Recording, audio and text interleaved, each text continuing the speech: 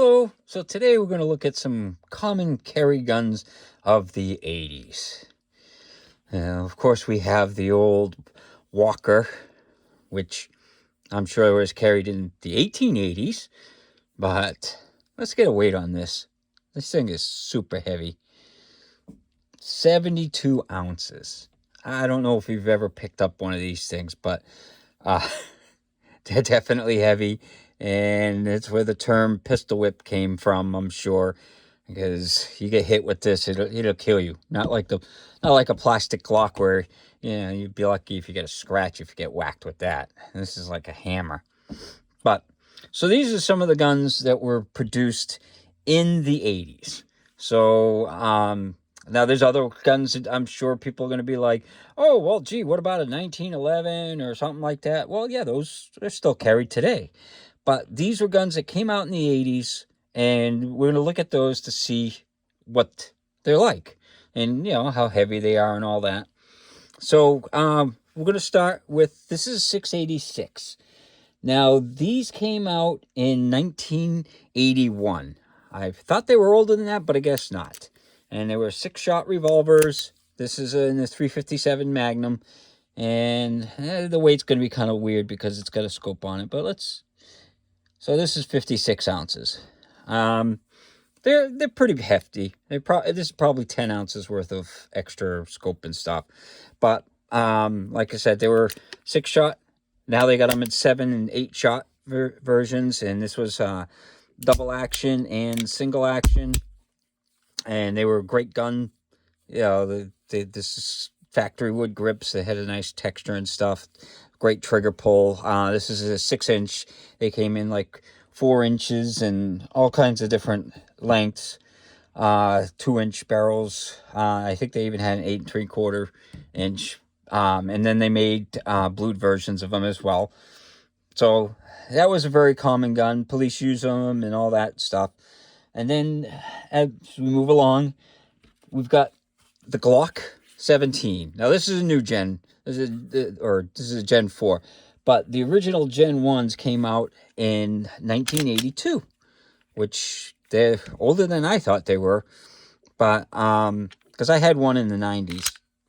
But they came out, they were 17 round mags and stuff. They were, all polymer, which was kind of unusual for the time. Now, the weight on these is 25 ounces, so they were definitely lighter weight. People were worried about the plastic because they were like, oh, it's plastic. We don't know how well it handles. Well, it's proven the test of time because you think about it, they were built in 1982 is when they started, and they're still going strong, and they're still one of the most popular guns out there. So some of the things on this, it's got the slide release and the mag release, and then that's how you take it apart.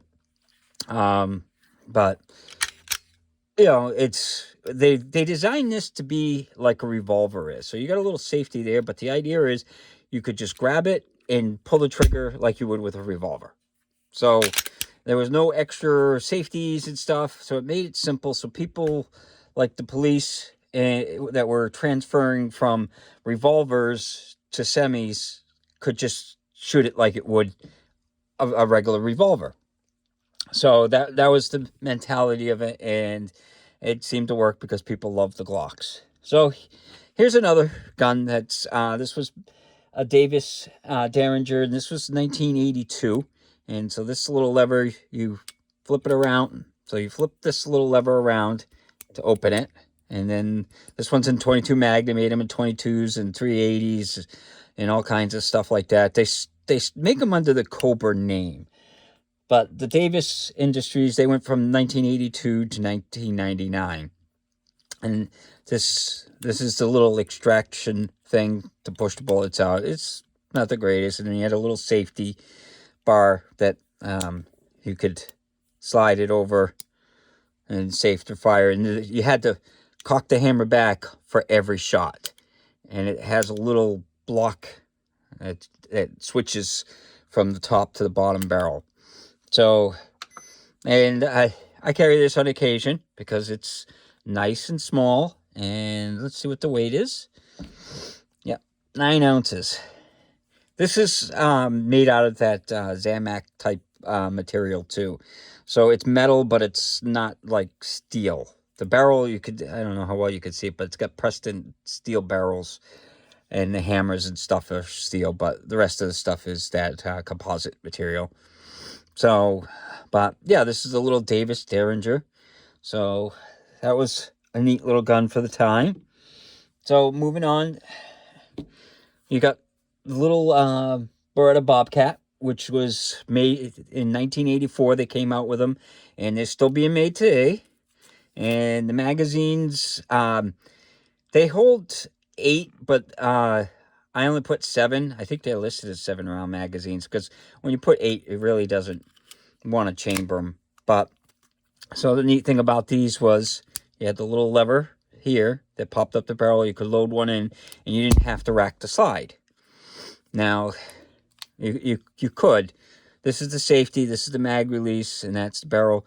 But to rack the slide, it's really tough with the hammer. So now this was also, you got single action, and then you got the double action, which I don't want to dry fire it because it's rim fire. So let's get a weight on it. So that's 12.3 ounces. So this is a nice small carry gun, and it kind of replaced like the little Jennings that I have. I ended up getting this. These are far more dependable than a little Jennings revolver. It's not a cheap gun, so it's quality built. It's Beretta, so it's definitely much nicer, and to carry, it's very small, very lightweight. So now moving on to some of the other newer ones. This is a Model 659, and it came with a 14-round magazine. You know, the newer ones, the next generation, they had 15 rounds, and you can get aftermarket 17-round ones for these. But this was during the 1:9 era, so this is 9mm. Yeah, the Glock 17 to a 9mm too. These are 22 Magnums, but yeah, this was a 9mm. You got the slide release there, you got the mag release there, and then this was a safety decocker, so you could decock it like that, and then you're fine to carry it like that, because you can do double action or single action. So let's get a weight on that. So that's 39.4 ounces. Now, this one is all stainless steel with the adjustable sights and all that. You could get it with a composite frame, but I like to all stainless, so that's what I ended up getting. And, you know, it's got plastic grips and stuff, but these were all metal. They're hefty. It's got, like, no recoil. Police carried these for quite a while. I mean, now a lot of them switched to Glocks, and there's other guns too, but those were very common for police. Was the Smith & Wesson series of 9mm, and you know, they've got different ones that were 40s and 45s and all that. I don't have those, so I'm just doing the ones that I have. So then we have, and I didn't realize these were so old, but this is a Model 85 from Taurus, and it came out in 1985, and this is a little 38 stub nose 5-shot 38 stub nose revolver, and the weight on that is 15.3 ounces. So this has got like a composite frame, and you know, aluminum composite, and then it's got the steel barrel, steel cylinder and stuff wherever it needs to be steel. It's got a fairly nice grip. I mean, you get like 2.5 fingers on it, but it's a great little gun for carry. You can carry this all day long, and you really don't notice it. And 5 rounds of 38 special is pretty good, considering. I mean, 9mm, everybody likes 9mm, but, you know, this is, you know, just as good, the 38s. That's what, you know, police have been carrying 38 snub-noses for years. Well, at least detectives and stuff. So it's definitely something that, if you're looking for something that's, you know, just a lightweight carry gun, these work. And it was very common in the 80s. These were all common in the 80s. And then this is the knockoff of a Beretta.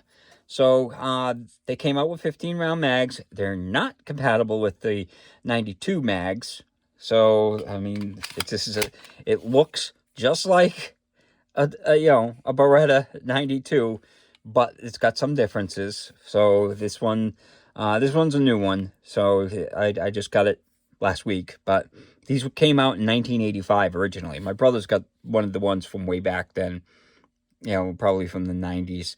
And you got the mag releases right there, slide releases there. There's the takedown where you got a little button, take down. And then the nice thing about this that I like is you have a safety, so you could do carried cock and locked, or you can decock it if you go down, and it decocks it, and then now you can have let's make sure it's empty. So if you decock it, you can do the double action, and then you got single action after it's fired. So when you carry it, you can just decock it and carry it like that, and it basically is a knockoff of a Beretta.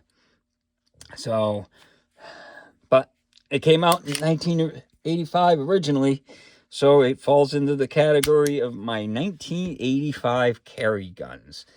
So these are just ones that I have, and like I said, people carried like bunch of other ones like the old 1911s. People still carry those. You got all kinds of revolvers. Anything made before this you can carry and stuff, but these came out in the 1980s, and I figured it would be interesting to see what was a common, selection for carry guns in the 1980s.